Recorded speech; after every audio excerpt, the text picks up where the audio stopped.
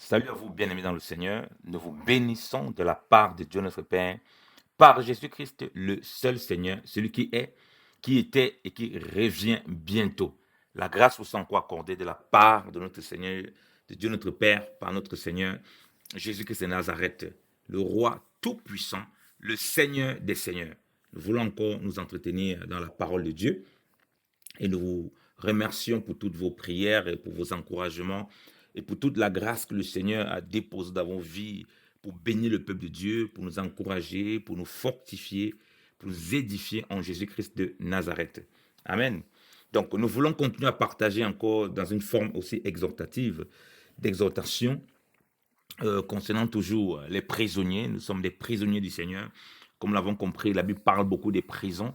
Et nous avons développé sur un axe en prenant Paul et Silas, et en prenant le Seigneur qui a été mis en prison pour que Barabbas soit libéré, comme nous devons être mis en prison, bien dans le Seigneur, afin que les gens y connaissent la vie. Parce que nous sommes les prisonniers de Christ. Nous sommes d'abord, nous devons être dans la prison du Seigneur, c'est-à-dire être ses esclaves. Et en cela, nous allons être traînés ça et là dans le monde. Déjà, le monde en lui-même, c'est une gigantesque prison à cause des voies des ténèbres, des voies des péchés dans lesquelles les hommes marchent, qui sont contraires à la bienséance du Seigneur. Et nous sommes confrontés donc à cela. Et nous avons vu que ceux-là qui sont les prisonniers du Seigneur ne doivent pas être passifs. Ils ne doivent pas observer comment les gens y prient et louent Dieu et rester là sans rien dire. Ils doivent de ceux qui louent le Seigneur, qui prient le Seigneur, afin que les chaînes tombent et afin que plusieurs connaissent le Seigneur, et afin que plusieurs qui sont aussi des prisonniers de Christ, qui sont passifs, qui sont voilà, qui sont ni bouillants ni froids, qui sont tièdes, et que le Seigneur ne les vomisse pas de sa bouche, parce qu'il a dit à l'église de Laodicée dans Apocalypse chapitre 3 que tu n'es ni tiède, tu n'es ni froid ni bouillant. Donc je te vomirai de ma bouche, c'est-à-dire tu es tiède. Le Seigneur ne veut pas de ce genre de chrétiens, il n'en veut pas du tout. Il veut des chrétiens qui soient zélés pour lui, c'est-à-dire ils soient prêts à tout, soit à mourir pour le Seigneur. C'est pourquoi ils sont des prisonniers du Seigneur. Parce qu'un prisonnier qui est condamné à mort, c'est qu'il, quand tu vois selon la parole de Dieu, ce qui devait se passer, c'est que c'est la mort qu'on devait lui donner. Donc, or, nous, quoi que nous vivons et quoi que nous mourons, nous sommes au Seigneur parce que nous produisons la vie. Contrairement à ceux qui ne connaissent pas le Seigneur, qui produisent que la mort et non la vie. Donc voilà pourquoi c'est important de comprendre cela dans notre marche en tant qu'enfant de Dieu et de travailler vraiment dans ce sens, bien aimé dans le Seigneur. Et comme j'ai dit, une des marques fondamentales de ces prisonniers en Christ, c'est des gens qui prient et qui louent le Seigneur, malgré toutes les chaînes et toutes les contraintes qui sont mises, bien aimé dans le Seigneur, dans les liens qui sont mis pour qu'ils ne puissent pas annoncer l'évangile. Et comme Paul le dit dans le livre de Timothée, que la parole de Dieu n'est pas liée. Il était lié comme un malfaiteur, mais vous voyez que les épîtres que Dieu donnait, par lesquelles nous sommes édifiés, par lesquelles nous sommes bénis, ben, il les donnait en prison, mais ça ne liait pas la parole. Ça n'empêchait pas de témoigner de Christ devant le roi Agrippa, devant tout ce qui est établi en autorité, en dignité, bien dans le Seigneur. Parce que la parole de Dieu n'est pas liée. Parce que nous sommes des prisonniers libres. C'est ça qui est merveilleux. Alléluia. Parce que nous sommes prisonniers de celui qui est la liberté, celui qui est Christ. Alléluia. Donc en cela, on doit être de ceux-là qui prient, qui louent le Seigneur, afin qu'il forme la statue parfaite de Christ en nous, et afin que nous soyons des instruments entre les mains du Seigneur, pour que les autres y voient la gloire de Dieu, qu'ils voient la main de Dieu, qu'ils voient la délivrance de Dieu. Nous avons aussi compris que nous pouvons, on peut voir des prisonniers en Christ, mais qui se plaisent déjà à vivre dans les liens de la chair, dans les liens du péché, dans les liens euh, des choses qui ne glorifient pas le Seigneur. Et il faut que nous intercédons aussi, nous prions afin que ces chaînes soient brisées, qu'en somme, on loue et on glorifie le Seigneur. Alléluia. On voit aussi les difficultés qu'on peut traverser et où on a besoin d'être ancré dans la prière et de louer le Seigneur et de célébrer le Seigneur. C'est lui seul qui est puissant pour nous délivrer de toutes ces choses. Bien-aimé dans le Seigneur, au nom de Jésus-Christ de Nazareth. Amen. Donc, nous allons lire Actes chapitre 12 pour continuer. On voit encore un aspect de cette église, de ces prisonniers de Christ. Parce que, comme on l'a dit, ils étaient prisonniers de Christ, premièrement, parce qu'ils n'avaient pas le droit de citer. Ils n'avaient pas le droit d'invoquer le nom de Jésus-Christ de Nazareth. Tant homme que femme, tu n'avais pas le droit d'invoquer ce nom. L'église était persécutée. Donc, c'est-à-dire que les chrétiens, d'une façon ou d'une autre, étaient emprisonnés, que ce soit dans les prisons physiques, que ce soit dans les maisons. Parce que Paul, avant qu'il ne soit converti, il avait le mandat de la part des principaux sacrificateurs et de la part des dirigeants du peuple juif de pouvoir lier tous ceux qui invoquaient le nom du Seigneur. Donc les chrétiens n'étaient pas libres du tout, ils étaient toujours dans une forme de prison. Mais allez voir que ça ne les empêchait pas d'être toujours dans cette lancée, de prier incessamment pour l'œuvre de Dieu, malgré les persécutions, malgré les difficultés, malgré les souffrances et les douleurs. Et lorsqu'il y a les souffrances et les douleurs, comme le moment où il y a les crises sanitaires, les crises économiques, c'est là où encore Dieu attend de voir l'Église, bien-aimé au Seigneur, pleinement, bien-aimé, dans la prière, ancré dans la prière, et non se distraire, bien-aimé le Seigneur, avec toutes sortes de discours, avec toutes sortes de débats, bien-aimé le Seigneur. Et c'est comme ça qu'on attriste le Saint-Esprit. Oh, bien-aimé, sont des véritables prisonniers du Seigneur. Alléluia. Lisons Actes chapitre 12, à partir du verset 1. Il est écrit, vers le même temps, j'ai lu dans la Lucégon, je vais lire dans la Martin, à partir du verset 1. En ce même temps, le roi Hérode s'est mis à maltraiter quelques-uns de ceux de l'Église. Et il fit mourir par l'épée Jacques, frère de Jean. Et voyant que cela était agréable aux Juifs, il continua en faisant prendre aussi Pierre. Or, c'était les jours des pains sans levain. Et quand il l'eut fait prendre, il le mit en prison et le donna à garder à 4 bandes de 4 soldats chacune, le voulant produire au supplice devant le peuple après la fête de Pâques. Ainsi Pierre était gardé dans la prison, mais l'Église faisait sans cesse des prières à Dieu pour lui. Or, dans le temps qu'Hérode était prêt de l'envoyer au supplice, cette nuit-là même, Pierre dormait entre 2 soldats, lieu de 2 chaînes, et les gardes qui étaient devant la porte gardaient la prison. Et voici, un ange du Seigneur survint, et une lumière resplendit dans la prison. Et l'ange frappa le côté de Pierre, le réveilla, en lui disant, lève-toi légèrement. Et les chaînes tombèrent de ses mains. Et l'ange lui dit, ceins-toi et chausse tes souliers, ce qu'il fit. Puis il lui dit, jette ta robe sur toi, donc prends ta robe et me suis. Lui donc sortant, le suivit, mais il ne savait point que ce qui se faisait par l'ange fut réel, car il croyait voir quelques visions. Et quand il eut passé la première et la seconde garde, il vint à la porte de fer, par où l'on va à la ville. Et cette porte s'ouvrit à eux d'elle-même. Étant sortis, ils passèrent une rue, et subitement l'ange se retira d'auprès de lui. Alors Pierre étant revenu à soi dit, je sais à présent pour sûr que le Seigneur a envoyé son ange et qu'il m'a délivré de la main d'Hérode et de toute l'attente du peuple juif. Et ayant considéré le tout, il vint à la maison de Marie, mère de Jean, surnommée Marc, où plusieurs étaient assemblés et faisaient des prières. Alléluia. On s'arrête là. Oh, merci Seigneur pour ta parole. Merci pour ta grâce, Seigneur. Que nous puissions encore saisir ces choses, Seigneur, et le vivre pleinement dans l'Église, oh Seigneur. Tu vois vraiment que l'Église est détournée, Seigneur de gloire, de ces choses, Seigneur de gloire, fondamentales, oh Dieu, qui manifestent la vraie puissance, la vraie crainte de Dieu, oh Père. Merci Seigneur. Au nom de Jésus-Christ de Nazareth. Amen. Bien-aimé dans le Seigneur, la parole de Dieu déclare que Hérode a envoyé, bien-aimé, Jacques, oh bien-aimé dans le Seigneur, par le supplice, par l'épée, bien-aimé dans le Seigneur. L'Église connaissait une persécution. Ces prisonniers de Christ connaissaient une persécution. Au point où on avait fait passer quelqu'un par l'épée. C'est-à-dire quoi? Pour amener la panique et la peur totale. Pour que les gens comprennent que cette histoire de Dieu, ça va entraîner la mort dorénavant. Mais vous voyez, bien-aimé dans le Seigneur, que malgré cela, bien-aimé dans le Seigneur, l'Église ne cessait pas, bien-aimé dans le Seigneur, de prier incessamment, de prier pour Pierre, d'intercéder pour Pierre, bien-aimé dans le Seigneur. Ils n'ont pas baissé les bras. Ils ne sont pas laissés abattre. Aujourd'hui, lorsqu'on voit, oh bien-aimé dans le Seigneur, nous disons que nous sommes le prisonnier de Christ. Nous ne sommes même pas encore arrivés à ce stade. On voit les chrétiens être persécutés dans des pays où l'évangile est carrément interdit.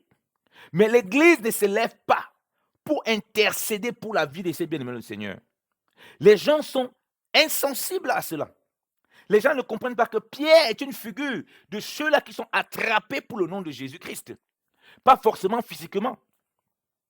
Pas forcément où tu te trouves. Lorsqu'on a attrapé Pierre, il n'était pas forcément avec tous ceux qui priaient. Non.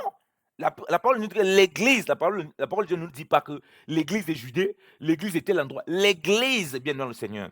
Donc, les saints, si tu es un saint en Jésus-Christ, tu es considéré dans cette église. L'église priait donc pour ce type de prisonnier de Christ qui est mis en prison pour être lynché publiquement. L'église n'a pas dit, ah, on a vu de toute façon Jacques, comme on l'a mis au supplice, on va forcément mettre Pierre au supplice. Donc l'église ne s'est pas basée que de toute façon, comme en Asie, comme dans les pays musulmans, comme dans des pays difficiles, on va tuer forcément les chrétiens. Du coup, nous, on doit laisser que les chrétiens passent par le supplice. Mais la parole de Dieu dit que l'église élevait la prière sans cesse pour Pierre. Alléluia. Voilà des prisonniers de Christ. Quand est-ce que tu as élevé la dernière fois la prière sans cesse, frère, pour nos frères et sœurs qui sont dans des pays difficiles, qui sont dans des pays où on a emprisonné certains, où on lapide certains. Mais vous allez voir des chrétiens qui passent des nuits et des nuits pour discuter et faire des débats, frère. Pour discuter sur des choses vaines. Pour discuter, faire des procès l'un l'autre, bien dans le Seigneur. Pour se mettre dans beaucoup de choses bizarres, bien dans le Seigneur. Or, vous savez qu'ici, ça coïncide avec la fête de Pâques où il y avait des pains sans levain. On voit donc par là une grande consécration des saints, bien dans le Seigneur. Car on connaît la portée spirituelle et prophétique. Car Christ est notre Pâques. Donc lorsqu'ils vivaient par les Juifs cette Pâques physique, ça leur rappelait encore pleinement comment ils doivent des pains sans levain devant le Seigneur. Et c'est consacrant dans la prière pour intercéder pour Pierre. Pierre, ce n'est pas simplement une personne physique. Pierre est une figure de l'église de plusieurs, bien dans le Seigneur, qui vont être persécutés à cause du Seigneur. Et que les autres vont les porter par la prière. Ta prière compte bien dans le Seigneur. Mais c'est une prière où les frères étaient consacrés à Dieu. Où les frères avaient compris qu'on doit intercéder les uns pour les autres. C'est en ça qu'on accomplit le sacerdoce royal. Nous avons des chrétiens qui répètent tous les jours. Nous sommes dans le sacerdoce royal. Mais jamais ils ne se sont levés pour intercéder au bien dans le Seigneur. Pour ceux qui sont lapidés.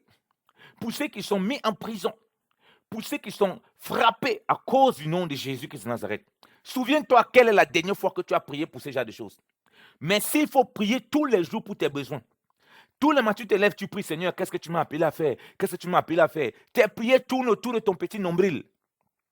Et du coup, on trouve un nombrilisme énorme parmi les chrétiens. Pourquoi ces prières ne montent pas dans ton cœur?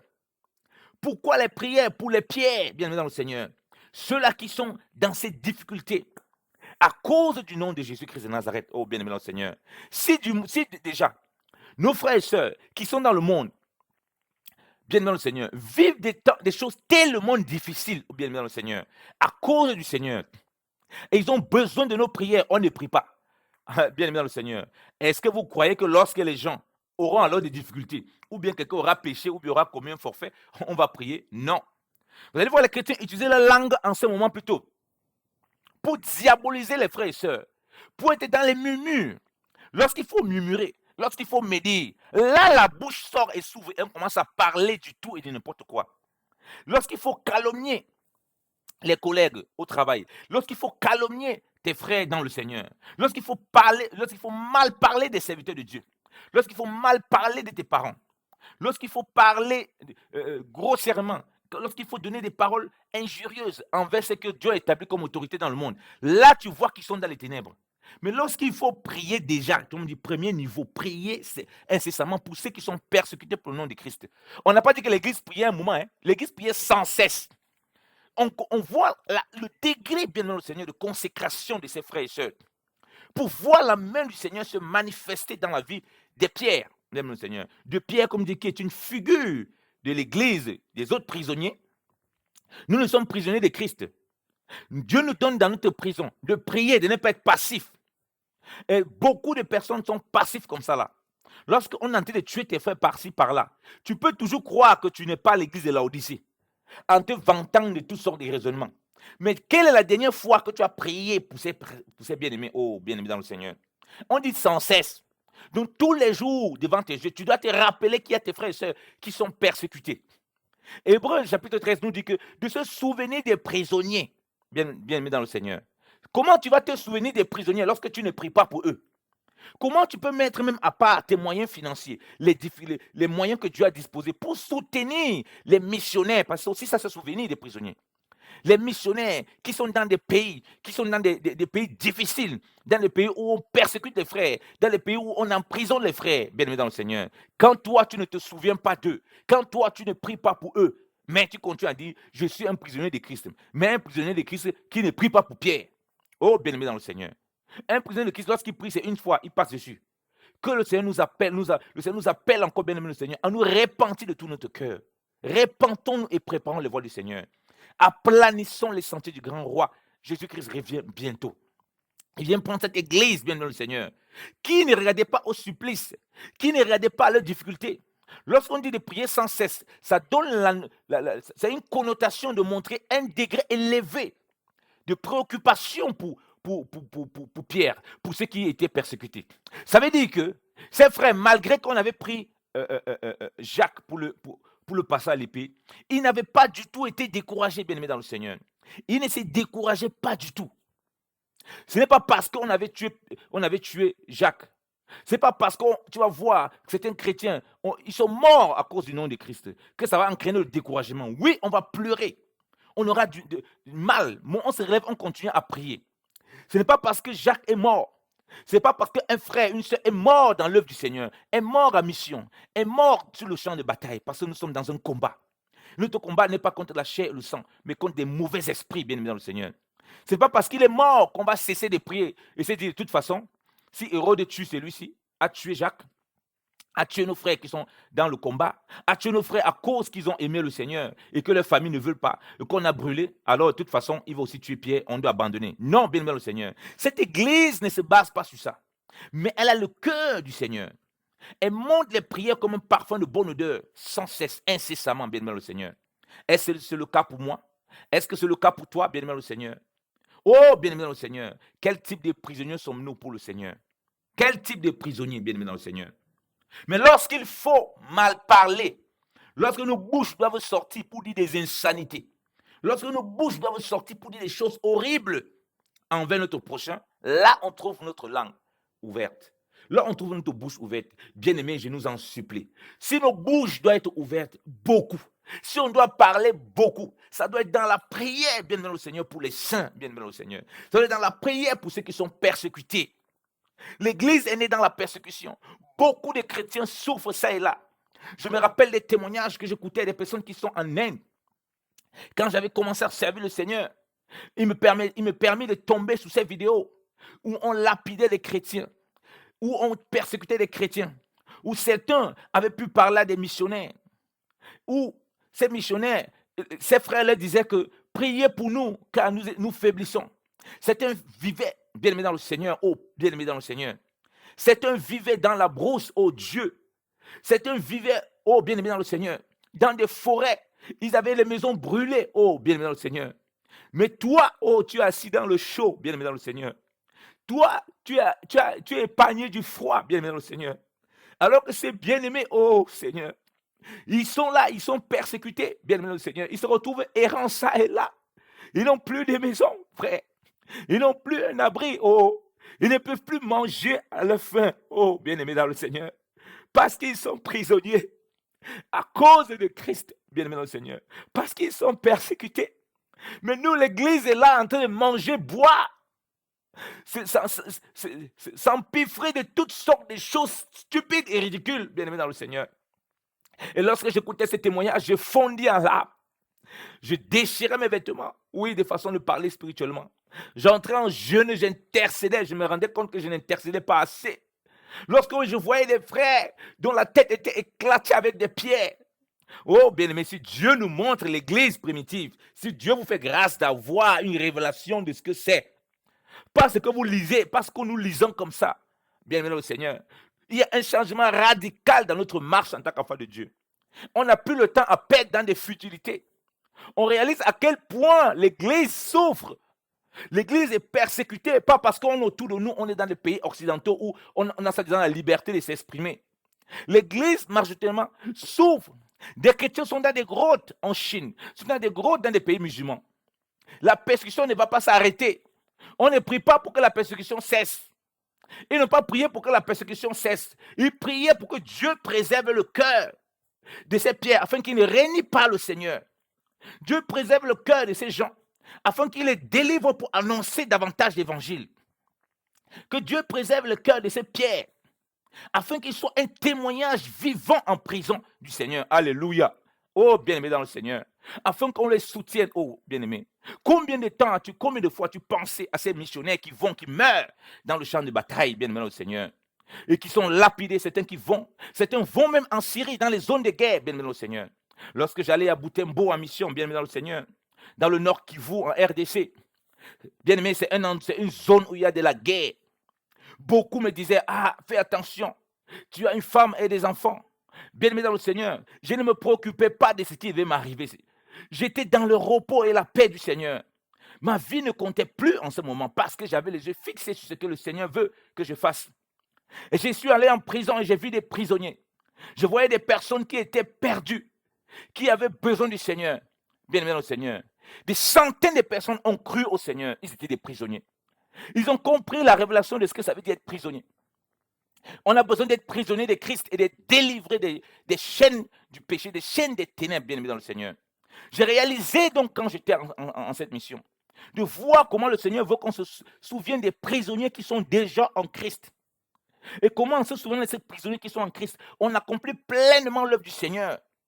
Non seulement pour les fortifier dans leur foi, afin qu'ils ne se détournent pas du Seigneur et qu'ils témoignent davantage du Seigneur, mais aussi afin que plusieurs prisonniers qui ne connaissent pas le Seigneur, qu'ils puissent connaître le Seigneur au nom de Jésus-Christ de Nazareth. Oh, bien-aimés dans le Seigneur.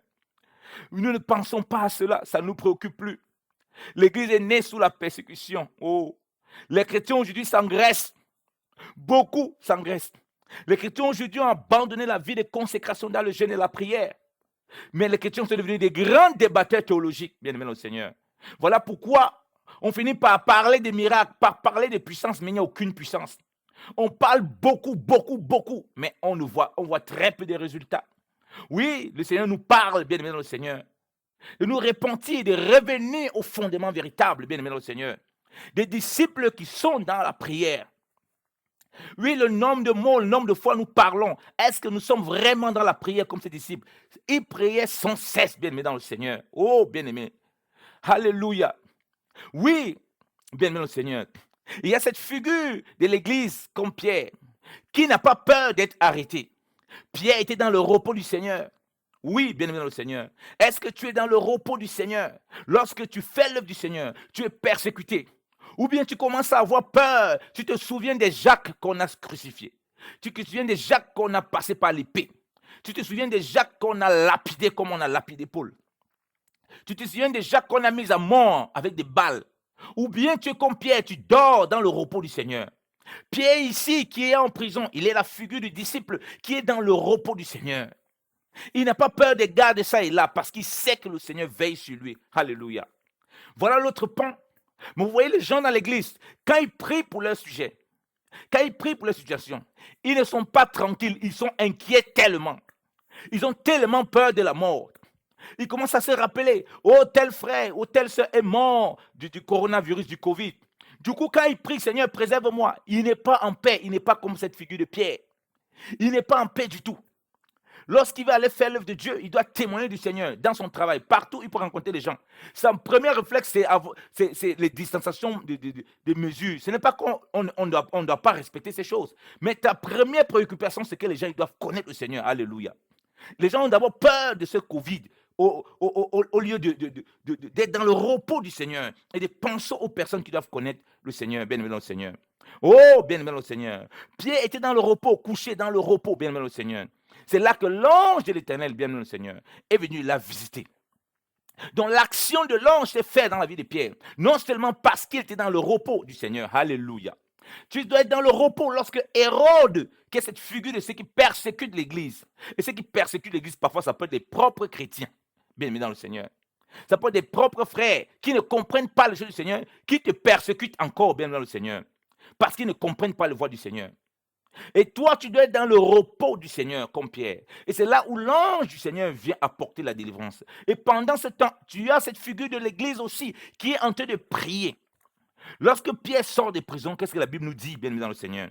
La Bible nous dit, bien aimé dans le Seigneur, que Pierre, lorsqu'il va à la maison de Marie, la Bible nous dit qu'il faisait des prières. Ils étaient toujours en prière. Il est venu leur trouver en prière. Mais nous, lorsqu'on vient nous voir, on retrouve l'assemblée en dispute des mots, en débat de ci et là, en bavardage, en des prédications. On n'est pas en fini, mais on voit le fruit qui est très peu. Le fruit là, ça ne pousse pas à demeurer profondément, ancré profondément dans la prière. Oh, bien-aimés dans le Seigneur, voulons-nous nous réveiller et revenir à notre Seigneur? L'église qui a manifesté cette puissance, on voit ces temps, c'est une église qui était persécutée. Les chrétiens ne sont plus persécutés aujourd'hui. Principalement ceux qui sont dans les pays, soi-disant, où il y a le droit de l'homme, il y a la liberté. La persécution est infime parce qu'on ne veut pas payer le prix. Parce qu'on est devenu froid. Parce qu'on est devenu tiède. Parce qu'on a une foi d'apparence. On a une foi littérale, de lecture. On prend beaucoup plus de temps à lire plein de bouquins, plein de choses, mais très peu de temps investi dans la prière. Pierre, pendant qu'il est en prison, l'église élève la voix sans cesse. Lorsqu'il sort de prison, on nous montre cette église qui est toujours dans la prière. Alléluia. Oh, c'est le cas, bien évidemment, le Seigneur. L'église là, comme je dis, elle aussi, celle qui intercède pour ceux qui sont tombés dans le combat. Pour ceux qui vont peut-être tomber du rocher de la sainteté. Si on n'est même pas déjà capable de prier pour ceux qui sont persécutés pour l'œuvre de Dieu, alors il faut voir des chrétiens aujourd'hui qui se réjouissent de voir des frères qui tombent, qui chutent, et qui acclament et qui propagent ça partout comme une certaine gloire. Alors qu'on doit être affligé, attristé et pleurer et implorer la miséricorde du Seigneur. Si on n'est pas capable d'implorer la miséricorde du Seigneur, la grâce du Seigneur sur ceux qui ne font rien et qui sont pris en captivité, comment on va pouvoir le faire pour ceux qui ne passent pas le moins difficile? Lorsqu'on doit voir des frères qui sont mis en prison, qui sont des types de pierres, mais qui ne sont pas persécutés à cause de la vérité, qui sont persécutés à cause du péché. Et là-dedans, ils se retrouvent en prison, ils vont vers la mort. L'Église doit intercéder qu'ils sortent de la prison comme Pierre est sorti de la prison. Alléluia. Il ne faut pas simplement parler, bien aimé dans le Seigneur. Oui, l'Église parle, l'Église avertit, mais on nous dit ici que l'Église priait sans cesse, bien aimé dans le Seigneur. L'Église doit prier. C'est ce que Paul dit, prier sans cesse. Dieu connaît la puissance qu'il a donnée à l'Église pour prier sans cesse. Les vertus qu'il a données à l'Église pour prier sans cesse. C'est un commandement puissant, bien aimé dans le Seigneur. On doit faire un avec cela, bien dans le Seigneur. Être des chrétiens qui prient sans cesse, bien dans le Seigneur. Non seulement pour nos vies, vers la statue parfaite de Christ, mais pour tous ces saints. L'Église là, elle ne priait pas pour elle. Elle priait pour ceux qui étaient en difficulté. En difficulté parce qu'ils ont péché. En difficulté parce qu'ils n'obéissent pas à Dieu. En difficulté parce qu'ils sont rebelles à Dieu. En difficulté parce qu'ils vont en prison. Et la prison, là, c'est la mort qu'ils vont trouver. Et on prie le Seigneur afin que l'ange du Seigneur les visite et qu'il les sorte des prisons et qu'ils soient des véritables prisonniers de Christ. Alléluia. Oh, bien-aimé dans le Seigneur. Combien de fois as-tu prié pour ces pierres? Oh, bien-aimé dans le Seigneur, afin qu'ils se répandent, oh Seigneur de gloire. Ceux-là qui ont régné le Seigneur, parce que Pierre aussi était quelqu'un qui a régné le Seigneur, mais il s'est repenti de tout son cœur. Tes prières vont porter, bien-aimé dans le Seigneur, afin que beaucoup de pierres, beaucoup de personnes se répandent, qui ont régné le Seigneur par leur conduite, qui ont régné le Seigneur par leur comportement, qui ont régné le Seigneur par leur voix, oh bien-aimé dans le Seigneur, afin qu'ils reviennent dans les bonnes voies du Seigneur. Mais si tu ne pries pas déjà sans cesse pour ceux qui sont persécutés, étant dans la vérité, vivant dans la sanctification, vivant dans le pain sans levain, dans la pureté, si tu n'es pas capable d'élever incessamment pour eux, comment tu pourras le faire pour les méchants? Car le Seigneur est venu pour ceux qui sont méchants. Le Seigneur nous dit de prier pour ceux qui vont à la mort, ou bien qui se détournent du droit chemin, bien-aimés dans le Seigneur. Oh, alléluia. Oh, alléluia. Bien-aimés, lisons la parole du Seigneur. Qu'est-ce que le Seigneur nous dit dans Jacques chapitre 5? Lisons, bien-aimés dans le Seigneur, Jacques chapitre 5. Oh Seigneur, fais-nous grâce. Seigneur, visite ton église, oh mon Dieu, mon roi, oh Père. L'église, Seigneur de gloire, qui est la colonne et l'appui de la vérité, Seigneur de gloire. Seigneur, ce n'est pas, Seigneur, au bout des lèvres, Seigneur de gloire. Oh, alléluia. Oh, alléluia. Merci, Seigneur. Alléluia. Alléluia. Alors, mes frères, on va lire la parole de Dieu. Il dit, à partir du verset 16, Jacques chapitre 5. Confessez vos fautes l'un l'autre et priez l'un pour l'autre, afin que vous soyez guéris. Car la prière du juste, faite avec véhémence, est de grande efficacité. Confessez vos fautes l'un l'autre et priez l'un pour l'autre, afin que vous soyez guéris. Car la prière du juste, faite avec véhémence, est d'une grande efficacité.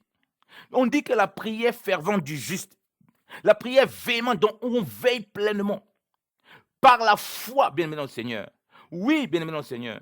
Elle est puissante de gloire, elle est efficace. Au travers de ces moments de prière aussi, Paul pouvait dire priez pour nous afin qu'il nous soit accordé d'annoncer l'évangile. Il savait que même pour annoncer l'évangile, la prière des saints était portée, que c'était un processus que Dieu a mis en place pour porter les saints, bien-aimé dans le Seigneur. Oui, par nos prières, on peut arrêter une guerre. Par nos prières, bien-aimé dans le Seigneur, on peut arrêter temporairement une persécution, ou bien on peut faire que le Seigneur permette qu'une certaine persécution ne s'applique pas sur le frère, afin qu'il continue à faire l'œuvre de Dieu. Comme j'ai dit, pas que la persécution, il n'y aura plus jamais de persécution. Loin de là du tout. Parce qu'on doit vivre avec la persécution. Selon que le Seigneur dit que que celui qui vivra selon la piété qui est en Jésus, qui sera persécuté. Bien-aimé dans le Seigneur. Donc on prie avec véhémence, bien-aimé dans le Seigneur. Oh, alléluia, bien-aimé dans le Seigneur. Et il nous dit, bien-aimé dans le Seigneur, au verset 17, Élie était un homme sujet à des semblables infimités que nous. Cependant, ayant prié avec une grande instance, qu'il ne plut point, il ne tomba point de pluie sur la terre durant 3 ans et 6 mois. Ayant encore prié, le ciel donna de la pluie, et la terre produisit son fruit, bien aimé dans le Seigneur. On sait bien que c'est de prier avec foi. Élie n'a pas prié pour que la terre donne son fruit pour lui. Il a prié quand la terre donne son fruit. Qu'est-ce qui va bénéficier? Qu'est-ce qui va bénéficier? Quand la pluie va tomber, n'est-ce pas ceux qui avaient des pâturages? N'est-ce pas ceux qui avaient des champs? Qui est une figure spirituelle du champ de Dieu. Les vies des gens peuvent être infertiles, bien aimé dans le Seigneur, où il n'y a plus la pluie de Dieu, où il n'y a plus la vie de Dieu. La pluie représente beaucoup de choses. La parole, la vie du Seigneur, la vie de l'esprit, bien aimé dans le Seigneur. Le Seigneur dit que si quelqu'un a soif, qui vient à lui, des fleuves d'eau vive couleront dans son sein. Et la terre, vous savez que le Seigneur nous a comparé à une terre. La parabole du Seigneur nous parle des terres où on sème. Vous voyez que ça peut être des cœurs endurcis qui ne connaissent pas la parole de Dieu, où la vie n'est pas née à l'intérieur. Et où nous devons prier afin que cela se manifeste. Parce que Dieu veut nous associer, et Dieu nous a associés à cela dans son œuvre, oh bien-aimé dans le Seigneur. Mais lorsque l'Église a abandonné cette vie, oui, des prisonniers qui prient, bien dans le Seigneur, oui, qui prient afin qu'il y ait cette abondance du Seigneur, et que la terre produise son fruit. C'est-à-dire que ceux qui ne connaissent pas le Seigneur, ceux-là, oh bien-aimé dans le Seigneur, qui doivent produire du fruit qui demeure, qu'ils produisent du fruit, bien-aimé dans le Seigneur. Oh, alléluia. Combien de fois avons-nous prié pour cela, bien-aimé dans le Seigneur? On veut ramener un frère, un bien-aimé, dans le droit chemin, bien-aimé dans le Seigneur. Bien-aimé dans le Seigneur, il faut investir dans la prière. Oui, bien-aimé dans le Seigneur. Prier avec véhémence, sans se relâcher. Croire que Dieu est capable de le visiter dans cette prison, qu'il sorte libéré comme Barabbas. Alléluia. Oui, dans toute cette facette, nous sommes là, bien-aimé dans le Seigneur. Lorsque nous sommes persécutés, nous devons être dans le repos comme Pierre. Lorsque nous sommes dans la position de ceux-là qui intercèdent, qui prient, bien aimé le Seigneur, nous devons croire, contre toute espérance de croire, que par cette prière, Dieu agit parce qu'il a tant compris. S'il nous dit de prier sans cesse, parce qu'il sait qu'il nous a associés à cette prière. Il ne donne pas les commandements par fantaisie. Mais l'Église, oh bien-aimé dans le Seigneur, regardez comment nous sommes endormis. Combien de temps prions-nous pour ceux-là qui sont dans ces infimités, afin que le Seigneur se glorifie puissamment dans leur vie, oh bien-aimé dans le Seigneur, afin que le Seigneur les amène à la repentance, à confesser leurs fautes, oh bien-aimé le Seigneur, à confesser nos fautes l'un l'autre, Seigneur de gloire, afin que le Seigneur de gloire guérisse nos cœurs. Vous comprenez que si vous ne priez pas l'un l'autre, oh bien-aimé le Seigneur, avec véhémence, avec ferveur, il sera difficile de confesser les péchés l'un l'autre, car l'ennemi va venir s'installer et nous maintenir dans l'orgueil. On aura les confessions des lèvres. On va parler pour rien, mais on sait que nos cœurs ne sont pas droits devant le Seigneur. On sait que le cœur est guéri lorsque nous confessons l'un l'autre, quand nous prions l'un l'autre, bien dans le Seigneur. Et on dit c'est la prière véhémente du juste. On parle d'une prière, ce n'est pas une prière légère. La prière faite avec foi, comme on a dit pour le malade dans le verset 15. Oh, bien-aimé dans le Seigneur. Et on nous compare, c'est Élie. Bien-aimé dans le Seigneur, nous sommes ces prisonniers qui intercédons énormément pour cela et qui devons le faire. Quel est le temps de nos vies? Lorsque nous voyons nos frères qui ont abandonné le droit chemin, qu'est-ce qui pousse dans nos cœurs? Regardez le nombre de fois que nous avons parlé en eux, en mal en eux, ou bien parlé de ce qui les arrive. Et regardons le nombre de fois que nous avons investi dans la prière pour que Dieu les ramène dans le bon sens. Et c'est pourquoi il dit au verset 19, mes frères, si quelqu'un d'entre vous s'égare de la vérité et que quelqu'un l'y ramène, qu'il sache que celui qui aura ramené un péché de son égarement sauvera une âme de la mort et couvrira une multitude de péchés. Alléluia. On sait que, bien aimé dans le Seigneur, une fois qu'on a parlé, bien aimé dans le Seigneur, ce qui nous permet de ramener, oh bien aimé dans le Seigneur, comme on a vu avec Élie, de ramener que la pluie tombe dans le cœur, tombe sur la terre, et qu'elle produise, et qu'il y ait la semence qu'on a sémée en parlant, et qu'elle produise, il faut la vie de prière, bien aimé dans le Seigneur, et qu'elle produise du fruit. Oh, bien-aimé dans le Seigneur, est-ce que lorsque tu vois des frères et sœurs qui sont détournés du Seigneur, qui sont rentrés dans une prison, comme j'ai dit, bien-aimé dans le Seigneur, parce qu'ils ont renoncé au Seigneur, est-ce que tu continues à prier pour arroser, pour qu'il y ait cette pluie qui coule sur cette terre afin qu'elle produise du fruit? Ou bien est-ce que tu t'es arrêté et tu as commencé à juger et à condamner et à médire et à dire toutes sortes d'infamies? Est-ce que tu étais dans le repos, bien-aimé dans le Seigneur, est-ce que tu étais persécuté? Oh, bien-aimé dans le Seigneur. Et laissez le Seigneur agir. Seigneur, le Seigneur veut qu'on voie à quel point, bien-aimé le Seigneur, on est des prisonniers de Christ qui n'intercèdent plus comme l'Église intercédait, bien-aimé dans le Seigneur. Oh, bien-aimé dans le Seigneur, répentons-nous et préparons le voie du Seigneur. Aplanissons les sentiers du grand roi. Oui, celui qui s'est gardé la vérité, il a besoin, même s'il ne le sait pas, que nous intercédions pour lui, car le péché aveugle, car lorsqu'on est garé, on est dans une voie des ténèbres, on ne les réalise même pas, parce que ça nous a aveuglés. Lorsque l'orgueil nous a emportés, on est aveuglé par l'orgueil, on ne veut plus se débarrasser, on ne veut plus s'abaisser soi-même. Et Dieu veut que nous soyons ces instruments qui permettent de casser ces barrières, ô bien-aimé Seigneur. Oui, par la parole qu'on donne, qui est la semence, et par la prière qu'on donne qui permet que la pluie descende pour arroser cette terre qui a été sémée. Alléluia. Pour produire la vie, afin qu'ils sortent des prisons par la grâce de Dieu qui les fait sortir et laisse tous ces soldats qui sont des soldats du monde qui les tient, oh, bien évidemment, qui les suivait dans le monde. Lorsqu'on marche dans cette grâce du Seigneur, ces soldats ne peut rien faire. Et lorsque certains sont retrouvés enchaînés par les soldats du monde, qui peuvent représenter les démons, qui peuvent représenter toutes sortes de choses, parce qu'ils ont décidé de marcher dans les voies qui ne glorifient pas le Seigneur, lorsque on voit ces gens sont enchaînés comme ça, mais nous devons intercéder, croyant que Dieu est puissant. Comme on l'a vu avec Pierre, il a envoyé son ange et les chaînes sont tombées. Alléluia. Je prie que les chaînes tombent encore au nom de Jésus. Oh mon frère, toi qui m'écoutes maintenant, peut-être tu es dans une condition pareille. Peut-être tu as commencé à abandonner les voies du Seigneur. Peut-être tu as commencé à suivre la voie de Jézabel, la voie de la rébellion. Mais tu veux continuer toujours à écouter la parole de Dieu. Dieu t'appelle et te ramène à confesser tes péchés, à confesser, à demander pardon à Dieu. Et lui, il envoie son ange casser les chaînes qui sont à côté, casser les chaînes qui te maintiennent, casser les chaînes, même si tu es entouré de quelques soldats que ce soit. Oui, et te fait sortir de la puissance de Satan qui veut t'embarquer dans les mauvaises voies. Oui, Dieu t'interpelle. Toi, mon frère, à plier les genoux, à intercéder pour celui-là qui s'égare, afin qu'on l'y ramène au bien du Seigneur. Oui, et qu'on sauve une âme de la mort, et qu'on couvre une multitude de péchés, bien évidemment, le Seigneur. Alléluia. Oui, bien aimé le Seigneur. Il a dit, Élie a prié avec grande instance, avec grande insistance. Oui, prions avec grande insistance, bien aimé dans le Seigneur. Oui, pour tous nos frères, dans cette figure de Pierre, que ce soit ceux qui marchent droitement, que ce soit ceux qui marchent de façon désagréable, Seigneur. Merci, Seigneur, pour ta grâce. Merci, Seigneur, encore pour ta délivrance, Seigneur. Papa, nous avons abandonné, Seigneur, ton œuvre, Seigneur de gloire. Nous avons abandonné nos frères qui sont persécutés, ça et là. Ceux-là même qui vont en mission pour soutenir tes brebis, oh mon Dieu, mon roi.